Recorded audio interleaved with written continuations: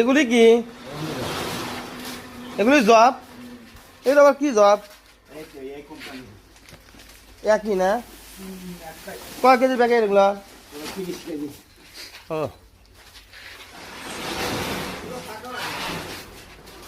আরে ভাগে আসলো আমরা। ঘরে আসলে ওরা নিয়ে যাবে।